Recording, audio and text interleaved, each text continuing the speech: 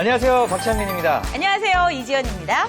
자, 우리가 살아가면서 참 갈등을 많이 겪는데 그 중에서도 참 쉬우면서도 어려운 게, 풀기 어려운 게 가족 간의 갈등인 것 같아요. 네. 이게 참 힘들어요. 왜냐면 너무 사랑하는데 또 너무 가까이 지내고 아침부터 저녁까지 집에서 서로 마주치다 보니까 이게 갈등이 생기면은 너무 이게 풀기도 힘들고 또 너무 가슴 아프기도 합니다. 네네. 우리가 이렇게 다양한 가족 간의 갈등을 겪지 않고 사는 사람은 없어요. 그쵸. 그럼 이런 일이 생겼을 때 어떻게 하면 슬기롭게 해결할 수 있을까에 대해서 오늘 이야기를 나눠보려고 합니다. 먼저 함께해 주실 전문가 소개해 드리도록 하겠습니다. 저희의 마음을 책임져 주시려고 나와주셨어요. 반갑습니다. 강학중 가정경영연구소장님 나와주셨고요. 안녕하세요. 네, 안녕하세요. 반갑습니다.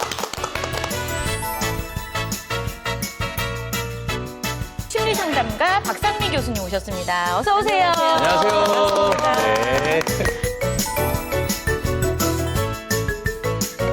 당신의 활력 충전소의 가족 그리고 우리의 활력 정정아 씨 나오셨습니다. 안녕하세요. 안녕하세요. 반갑습니다. 네, 저도 풀고 싶은 고민이 많지만 오늘은 잘 되도록 하겠습니다. 네. 없는 사람은 없어요.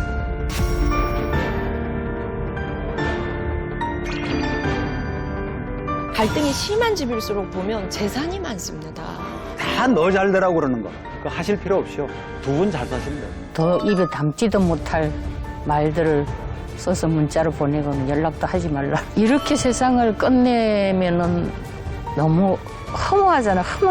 그리고 너무 비참하잖아요. 형제들끼리 재산 덜 받았다. 소송하고 또 부모님한테도 나에게 왜 덜 줬느냐. 부모 상대로 소송하고. 자, 지금 이제 방송을 보고 계시는 분들도 네. 아마 크고 작은 갈등들을 그럼요, 다 그럼요. 겪으실 거예요. 근데 특히 저희 주 시청자층이 이제 시니어분들이잖아요. 60세 이상 분들이 겪는 갈등은 주로 어떤 갈등들인가요? 뭐 장성한 아들, 딸하고의 갈등도 있고요. 뭐 예. 이제 은퇴하시고 정년하신 분들이 다시 맞게 되는 부부관계 때문에 또 갈등을 겪기도 하고요. 근데 이제 그 중에서도 고부 갈등을 많이 얘기를 하세요. 근데 크게 이제 세 가지로 보면 일종의 예를 들어 보면 권력 다툼일 수도 있어요. 주도권을 누가 가질 거냐, 예. 의사결정권을 누가 가질 거냐. 예. 세대차로 볼 수도 있고요. 세대차. 그렇죠. 그리고 한 남자를 사이에 두고 두 여자가 벌이는 아주 미묘한 애정 싸움이 그럴 수 있습니다. 네. 내 아들인데 내 남편이고. 그러니까 다 역할 기대가 다르잖아요. 예. 시어머니는 이래야 돼. 절대 이러면 안 돼. 최소한 며느리는 이래야지. 며느리가 어딜. 그러니까 역할 기대가 달라서 생기는 갈등도 있고. 그래서 참 간단치 않은 갈등이기도 하죠. 아, 제가 지금 그 얘기를 들으니까 옛날에 네. 정말 며느리 고부 간의 갈등의 거의 최정점의 영화가 있었어요. 올감이라고. 진짜 너무 무서웠어. 맞아요. 정말 그 영화가 갑자기 떠오르는데. 알죠. 어쨌든 이지연 씨도 며느리인데 며느리죠. 성격이 좋아서 고부 간의 갈등은 별로 없을 것 같은데 저는 어때요? 그리고 다 위치가 좋은 게 네. 삼형제 막내 며느리. 부담이 조금 덜하구나, 그죠? 저는 귀여우면 돼요. 이 나이에 귀여우면 되고 저기 커피 드실 분 그러면 1번, 2번, 3번 어떤 걸로 해드릴까요? 이런 거 잘하면. 근데 저는 그래, 성격상 그런 거 잘하잖아. 잘해요. 그런 걸 잘하잖아요. 네, 그러니까 그리고 뭐 같이 뭐 나눠 먹고 전화 드리고 뭐 그러는 전화할 때 거죠, 안부 뭐. 인사도 되게 특이하게 하시던데요.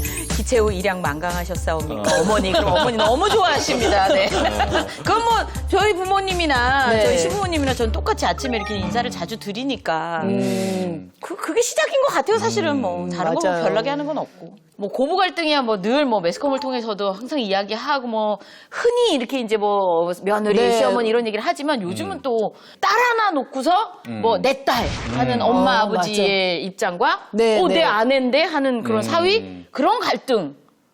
뭐 그 이상의 갈등 이런 것도 요즘 얘기 많이 나오던데요. 그거를 장서 갈등이라고 그러더라고요. 그렇죠. 요즘 30, 40대 남성들 같은 경우에는 나를 가장 힘들게 하는 사람 중에 한 명으로 장모님을 아하. 센 장면. 왜요? 네, 실제로 저희 상담실에도 그런 젊은 사위들이 이제 도저히 못 살겠다 이렇게 찾아오는 분들이 꽤 계세요.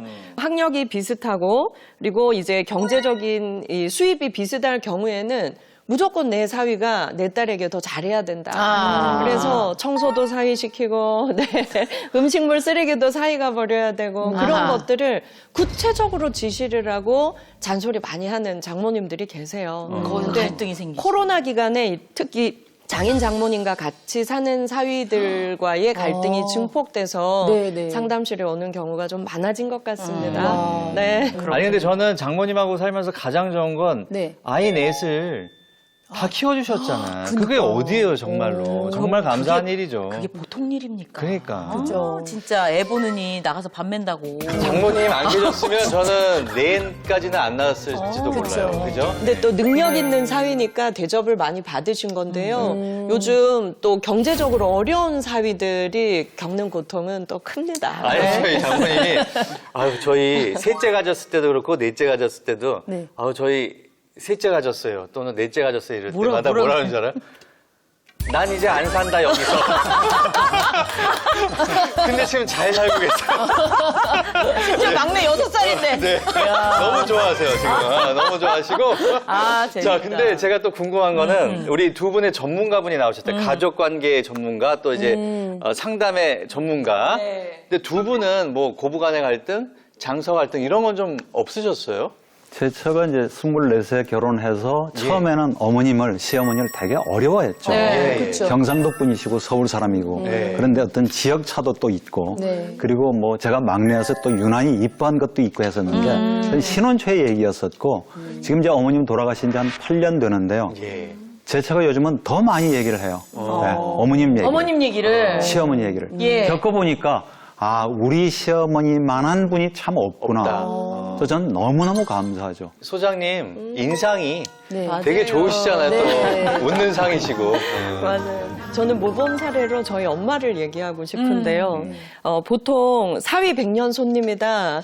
사위는 잘 챙겨주는데 며느리랑 갈등 있는 분들이 많으시잖아요. 네. 근데 저희 어머니는 늘 하시는 말씀이 사위 1000년 손님, 며느리 1000년 손님 똑같다. 이렇게 늘 얘기를 하셨어요.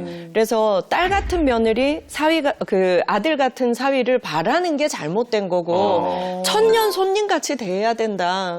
그렇게 지내시니까 오히려 가족 갈등이 정말 없는 것 같아요. 손님 대하듯이. 맞아요, 맞아요. 네, 그래서 아들, 딸처럼 지내려고 너무 가까이 하면 오히려 문제가 맞아. 생기고 네. 1000년 손님이다 좀 거리를 두면 훨씬 사이가 좋은 것 같습니다. 어록에 등재해야 할 일을 지혜로운 예. 아니 근데 요즘 60대 이후에 또 이제 한 가지 안 하던 걱정이 옛날에는 없던 걱정이 하나 생긴 게 내가 이제 노후에 다시 가족들과 함께 살 것이냐 아니면 난 자유롭게 따로 살 것이냐 이런 고민들도 요즘 많이 하시는 것 같아요 어르신들도. 그러니까요. 점점 이제 평균 수명이 늘어나니까 이제는 부모님이 뭐 80, 90, 100살 가까이 사시고요. 예. 자식이 60, 70대가 돼서 노노 갈등이 생기기도 하고. 맞아. 그리고 이제 사정마다 다 다르거든요. 예.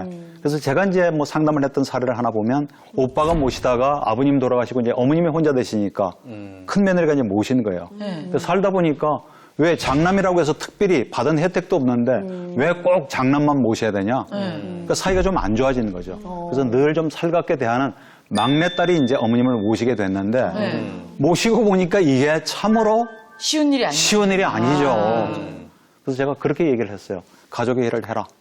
알아서 챙겨주기는 어렵다. 그러니까 어떤 때는 요구하기도 하고 부탁하기도 하고 역할 분담을 해서. 그래서 아주 지혜롭게 그렇게 이기적이든 작은 오빠도 돈을 좀 더 내고 네. 맞아. 그 대신 본인이 한 달에 한 번 정도는 휴가를 좀 쉴 수 있도록 1박 2일은 그죠? 뭐 큰오빠. 다른 형제네 그렇죠. 집에. 네. 그리고 1년에 한 번 정도는 한 일주일 휴가 갈 때 네. 어머님을 모시고 그래서 어느 정도 역할 분담을 해서 네. 그 위기를 이제 잘 헤쳐나간 그런 사례가 있었습니다. 맞습니다. 이게 또 가족 갈등의 원인으로 보면은 이게 아무래도 경제적인 문제가 또 있을 수밖에 없잖아요, 선생님. 예, 이게 이 문제 어떻게 하면 좋을까요?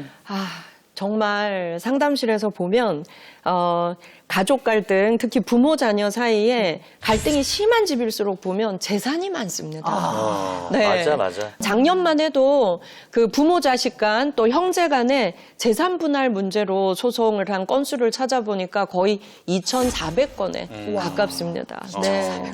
형제들끼리 재산 덜 받았다 소송하고 또 부모님한테도 나에게 왜 덜 줬느냐 부모 상대로 소송하고 그래서 자녀들을 보는 장소가 네. 재판할 때밖에 못 본다 이런 분들도 계세요. 슬프다. 네, 그래서 자녀들한테 열심히 벌어서 많이 주면 그게 좋은 건 줄 알았는데 우리가 착각했다. 돈을 줄 게 아니라 인성을 키워줬어야 한다. 이런 후회를 많이 하십니다.